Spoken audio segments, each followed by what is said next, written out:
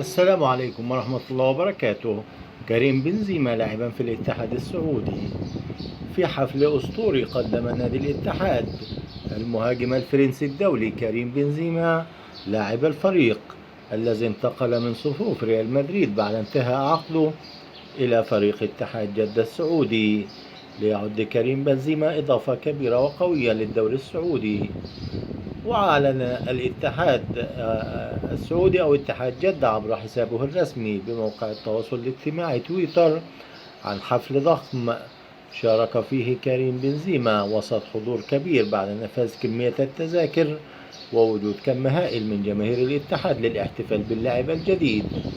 في حفل أسطوري يعلن مسؤولي اتحاد جدة عن انضمام كريم بنزيما رسميا لصفوف الاتحاد.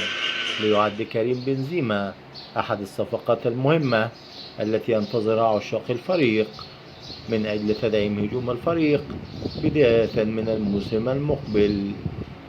برأيك هل تتوقع أن يكون كريم بنزيما أحد الصفقات المهمة وأن ينجح، أم يكون الموسم الأول بمثابة تجربة بين كريم بنزيما ولاعب الاتحاد؟